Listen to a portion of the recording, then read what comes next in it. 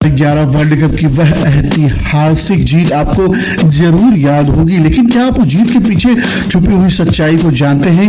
क्योंकि इस ट्रॉफी के पीछे की कहानी इतनी चौंकाने वाली है, इतनी दर्दनाक है कि इसे सुनते ही रोंगटे खड़े हो जाते हैं। इस कहानी की जड़ें जाती हैं साल 1983 में, जब पहली बार कपिल देव की कप्तानी में भारत ने लॉर्ड्स के ऐतिहासिक मैदान पर वर्ल्ड कप उठाया था। वो दौर ऐसा था जब भारत को क्रिकेट की सबसे कमजोर टीमों में गिना जाता था। 1983 से पहले तो भारतीय क्रिकेट टीम को दुनिया शायद ही गंभीरता से लेती थी, लेकिन कपिल देव के लीडरशिप में जब भारत ने पहली बार विश्व कप क्रिकेट में झंडा गाड़ा तो इंडीज, इंग्लैंड और ऑस्ट्रेलिया जैसी दिग्गज ताकतों के दिल में भी डर बैठ गया। मगर यह बादशाहत ज्यादा समय तक कायम नहीं रह सकी।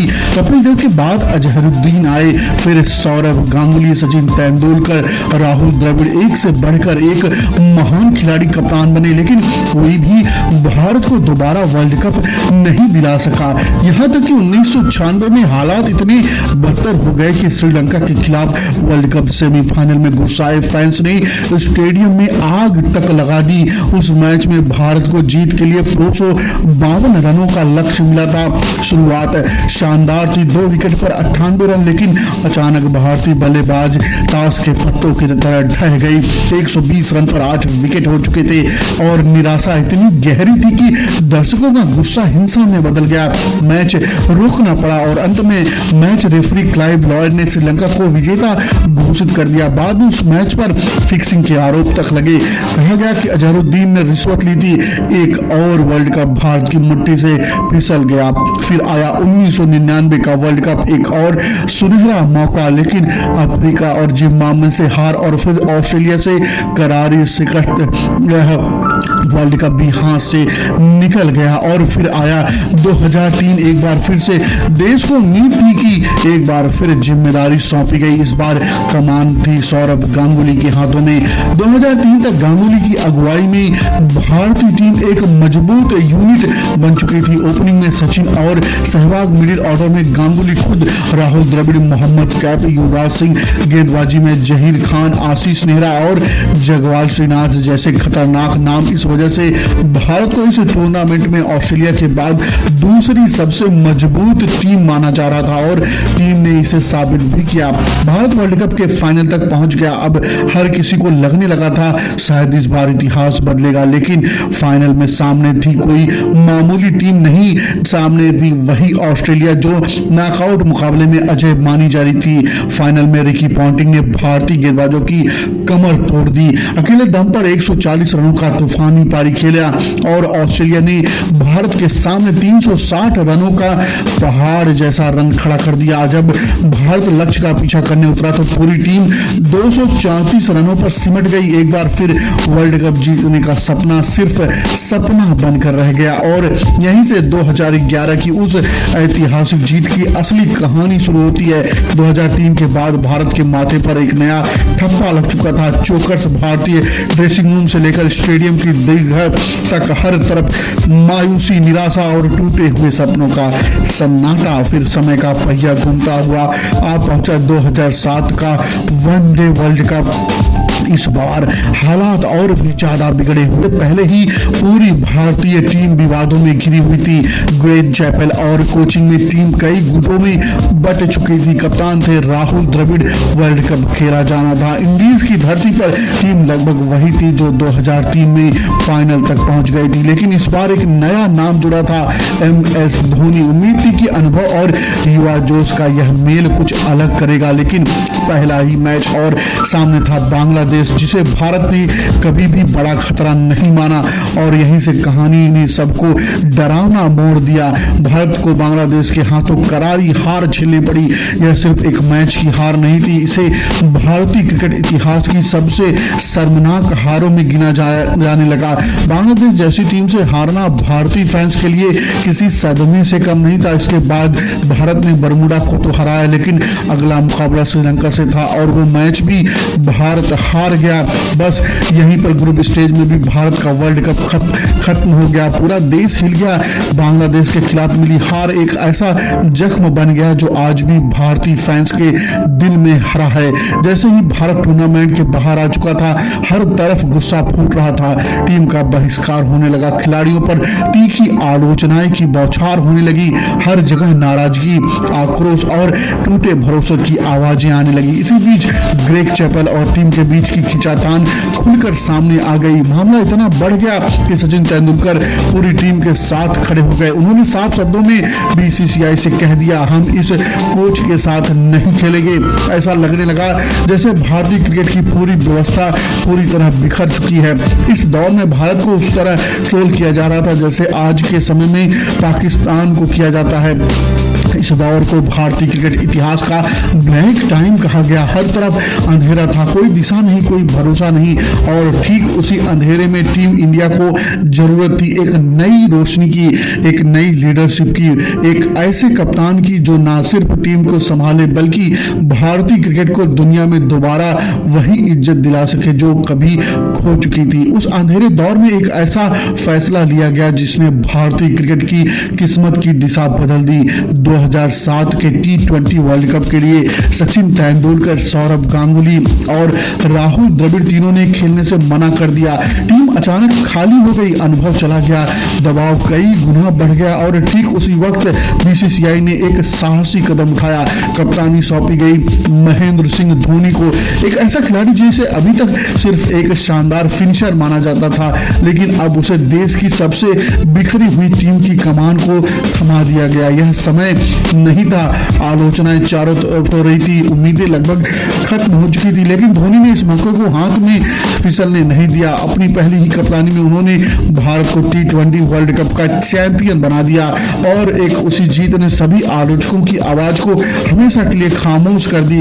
लेकिन भारतीय फैंस के लिए असली सपना भी अधूरा था, क्योंकि भारत में वर्ल्ड कप का मतलब हमेशा से रहा है वनडे वर्ल्ड कप, और वह सपना लेकर आया साल 2011, खास इसलिए भी क्योंकि यह वर्ल्ड कप भारत की धरती पर खेला जाना था। तब तक महेंद्र सिंह धोनी सिर्फ एक बेहतरीन फिनिशर ही नहीं रहे, वह खुद को टीम इंडिया के सबसे शांत, सबसे चतुर और सबसे भरोसेमंद कप्तान के रूप में साबित कर चुके थे। अब पूरे देश की बस एक ही मांग थी, वनडे वर्ल्ड कप ट्रॉफी, वो ट्रॉफी जिसका इंतजार भारत 28 सालों से कर रहा था। 2003 की हार के बाद अभी भी दिल में नासूर की तरह चुभ रही थी। और इसी बीच एक और भावनात्मक सच था, सचिन तेंदुलकर क्रिकेट के भगवान अपने करियर के अंतिम दौर में थे। पूरी दुनिया की एक ही ख्वाहिश थी कि कम से कम एक बार सचिन के हाथों में वर्ल्ड कप देखा जाए। अब यह सारी जिम्मेदारी महेंद्र सिंह धोनी के कंधों पर थी। इस वर्ल्ड कप की मेजबान भारत, पाकिस्तान, श्रीलंका और बांग्लादेश को मिली थी, लेकिन 2009 में श्रीलंका टीम पर हुए आतंकवादी हमले के बाद पाकिस्तान से मेजबानी का अधिकार छीन लिया गया।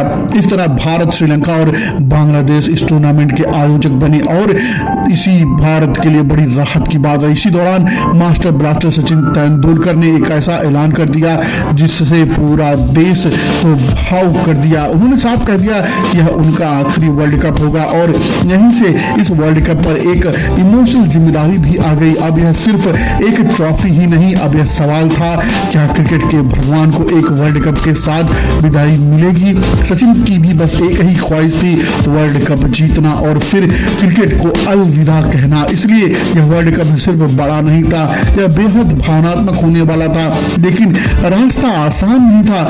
Australia, south Africa, Sri Lanka, Pakistan सभी टीमें अपने पीक पर थी, मगर इस बार भारत के पास भी कुछ खास था। हर खिलाड़ी मैदान पर जान देने को तैयार था और सबसे बड़ी बात की टीम की कमाल संभाल रहे थे महेंद्र धोनी। शांत दिमाग, सटीक फैसले और हालात को पढ़ने की अद्भुत समझ। अब शुरू होता है 2011 वर्ल्ड कप। भारत का पहला मुकाबला फिर से उसी बांग्लादेश के खिलाफ, वहीं बांग्लादेश जिसने 2007 में भारत को शर्मसार कर दिया था।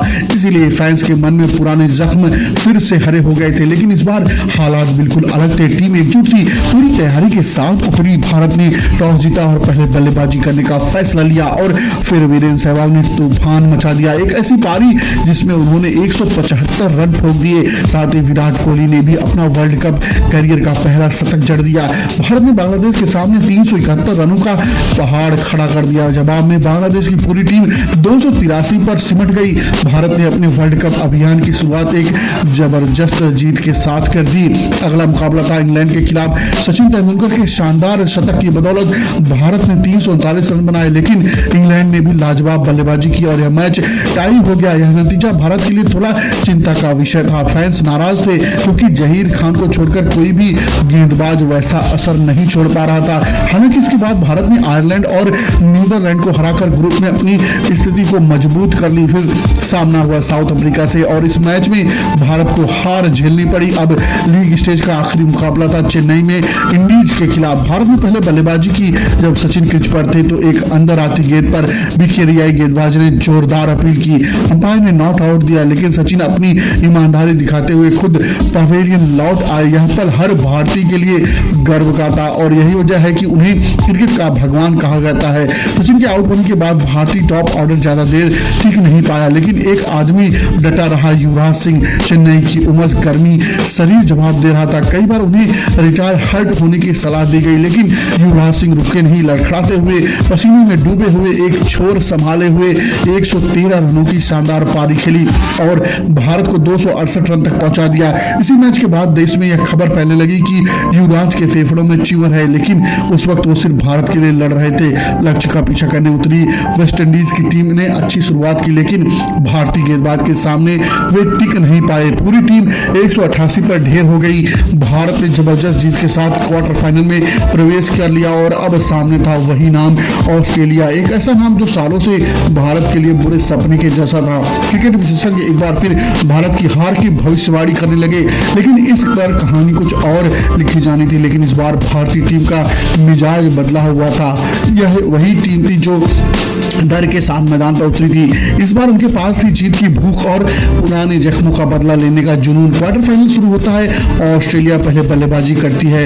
रिकी पॉन्टिंग एक बार फिर भारतीय गेंदबाजों पर कहर बनकर टूटते हैं। एक शानदार शतक और ऑस्ट्रेलिया खड़ा कर देता है 260 रनों का लक्ष्य। यह कोई छोटा टारगेट नहीं था। सामने थे ब्रेटली, मिचेल जॉनसन जैसे तूफानी गेंदबाज। भारत की शुरुआत लड़खड़ाई। वीरेंद्र सहवाग जल्दी पवेलियन लौट गए, लेकिन इसके बाद सचिन तेंदुलकर और गौतम गंभीर दीवार बनकर खड़े हो गए। दोनों ने पारी को संभाला, दबाव को शांत किया और उम्मीद जिंदा रखी। फिर सचिन आउट हुए और एक बार फिर भारतीय बल्लेबाजी डगमगाने लगी।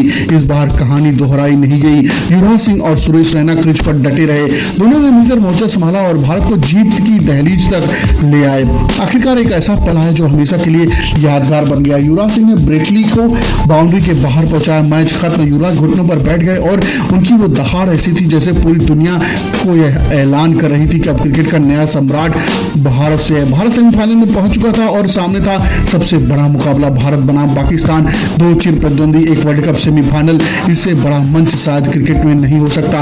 ऑस्ट्रेलिया और वेस्टइंडीज जैसी मजबूत टीमों को हराकर भारत आत्मविश्वास से भरा हुआ था।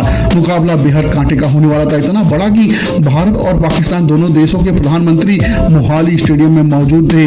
धोनी ने टॉस जीता और पहले बल्लेबाजी का फैसला कर लिया। शुरुआत ठीक रही, फिर बल्लेबाजी क्रम लड़खड़ा गया, लेकिन एक छोर पर सचिन तेंदुलकर अड़े रहे। उन्होंने 85 रनों की जिम्मेदारी भरी पारी खेली। इस दौरान उन्हें कई बार जीवनदान भी मिला और यही जीवनदान भारत का एक सम्मानजनक स्कोर तक ले गया, 260 रन। जवाब में पाकिस्तान की बल्लेबाजी भारतीय गेंदबाजों के सामने टिक नहीं पाई। पूरी टीम 231 रन पर सिमट गई। भारत ने अपने सबसे बड़े विरोधी को हराकर वर्ल्ड कप फाइनल में शानदार एंट्री कर ली। अब पूरे देश में सिर्फ एक ही चर्चा थी, वर्ल्ड कप। हर गली, हर नुक्कड़, हर घर। अब फाइनल में भारत का सामना था श्रीलंका से, एक बेहद मजबूत टीम। संगकारा, दिलशान, जयवर्धने और गेंदबाजी में मुरलीधरन और लसित मलंगा। जीत आसान नहीं थी और फिर आया वो दिन। मुंबई का वानखेड़े स्टेडियम खचाखच भरा हुआ। ऐसा लग रहा था मानो सोई रखने की भी जगह ना हो। बॉलीवुड सितारे, उद्योगपति, देश की बड़ी बड़ी हस्तियां, ऐसा महसूस हो रहा था जैसे पूरा भारत स्टेडियम में सिमटा आया हो। हर चेहरे पर एक ही दुआ थी, इस बार वर्ल्ड कप की झोली झोली में आ जाए। इस महामुकाबले की घड़ी आ चुकी थी और जैसे ही फाइनल शुरू हुआ भारत की सड़कें सुनसान हो गई। गांव हो या शहर, हर जगह एक अजीब सा सन्नाटा। हर घर, टीवी स्क्रीन, हर मोबाइल, हर रेडियो, सबकी निगाहें बस एक ही इंतजार में थी, भारत की वर्ल्ड कप जीत। उधर श्रीलंका 4 बदलावों के साथ फाइनल में खेलने उतरी। टॉस श्रीलंका ने जीता और पहले बल्लेबाजी करने का फैसला किया। ओपनिंग के लिए एक दिलशान और तरंगा और भारत की तरफ से नई गेंद थामी जहीर खान ने। वहीं जहीर जो पूरे टूर्नामेंट में अपने अनुभव और स्विंग बल्लेबाजों को परेशान कर चुके थे, जहीर ने धरंगा को महज 2 रन के स्कोर पर स्लिप में कैच करवा दिया। पहले 3 ओवर में एक भी रन नहीं। कहा जाता है कि जहीर के जहन में 2003 फाइनल की यादें ताजा हो गई थी। वह कोई गलती नहीं दोहराना चाहते थे। इसके बाद संगकारा और जयवर्धने ने पारी को संभाला। संगकारा आउट हो गए लेकिन जयवर्धने एक छोर पर टिके रहे। उन्होंने शानदार शतक जड़ा, 103 रन और श्रीलंका को मजबूत स्थिति तक पहुंचा दिया। श्रीलंका की पारी 274 रन पर समाप्त हो गई, यानी भारत को जीत के लिए 275 रन बनाने थे। पिच क्यूरेटर पहले ही कह चुके थे कि 270 रन पर पिच मैच विनिंग स्कोर है, मतलब भारत अब दबाव पर था। लेकिन भारत को अपनी बल्लेबाजी पर पूरा भरोसा था। अब पिच पर आए मास्टर ब्लास्टर सचिन तेंदुलकर और वीरेंद्र सहवाग, लेकिन दूसरी गेंद पर लसित मलिंगा ने सहवाग को आउट कर दिया। करोड़ों उम्मीदें एक साथ झटके में पवेलियन लौट गई। टीम जैसे तैसे समझ ही रही थी कि अगला झटका था। मलिंगा की गेंद पर सचिन कैच आउट हो गए।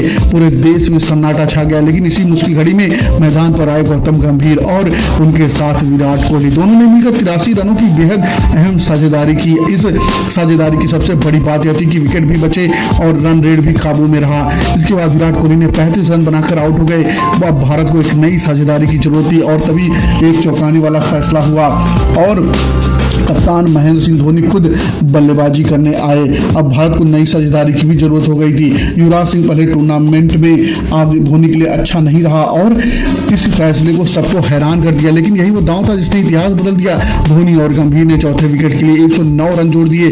गंभीर ने 97 रनों की शानदार पारी खेली। शतक से चूक गए लेकिन उनके 97 रन कई सेंचुरियों से ज्यादा कीमती थे। इसके बाद युवराज सिंह मैदान पर आए और धोनी के साथ मिलकर भारत को जीत के लिए बिल्कुल करीब ले आए। और फिर आया वह पल जो भारतीय क्रिकेट के इतिहास में हमेशा के लिए अमर हो गया। धोनी ने कुलशेखरा की गेंद पर लॉन्ग ऑन के ऊपर से करारा प्रहार किया। भारत वर्ल्ड कप जीतना, चैंपियन 28 साल बाद। पूरा देश खुशी से झूम उठा। हर गली, हर मोहल्ला, हर घर ढोल, तालियां, बर्तन, जो हाथ लगा लोग जश्न मनाने लगे। लाखों नहीं करोड़ों आंखों में आंसू थे, लेकिन यह आंसू खुशी के थे। सचिन तेंदुलकर को कंधों पर उठाकर जश्न मनाया गया। यह वर्ल्ड कप जीतना सचिन के लिए जितना जरूरी था उतना ही पूरे भारत के लिए उस दिन जैसा जश्न हुआ शायद फिर कभी नहीं हुआ। धोनी को मैन ऑफ द मैच मिला और इस पूरे हकदार थे। वहीं युवराज सिंह को टूर्नामेंट का सर्वश्रेष्ठ खिलाड़ी चुना गया। और सच यही है कि इस वर्ल्ड कप में हर खिलाड़ी का योगदान था, लेकिन युवराज का रोल सबसे अलग और सबसे अहम था। अफसोस की बात यह है कि आज लोग उस हीरो को भूलते जा रहे हैं जिसने कैंसर जैसी जानलेवा बीमारी से जूझते हुए भारत को वर्ल्ड कप चैंपियन बनाया। वेस्ट इंडीज के खिलाफ उनकी हालत इतनी बिगड़ गई थी कि जान तक जा सकती थी, लेकिन उन्होंने हार नहीं मानी, देश के लिए खड़े रहे, लड़े। 2011 वर्ल्ड कप की ये वो सच्चाई है जिससे बहुत कम लोग जानते हैं या जानबूझकर नजरअंदाज कर देते हैं, क्योंकि सच्चाई यही है, वर्ल्ड कप जैसी ट्रॉफी कोई इंसान नहीं जीता, यह पूरी टीम की मेहनत थी। अब सवाल आपसे है कि आप नजर में 2011 के वर्ल्ड कप का असली हीरो कौन था? कमेंट में जरूर बताइए। वीडियो को लाइक करिए और चैनल को सब्सक्राइब कर लीजिए। अगली कहानी से भी ज्यादा शानदार होने वाली है।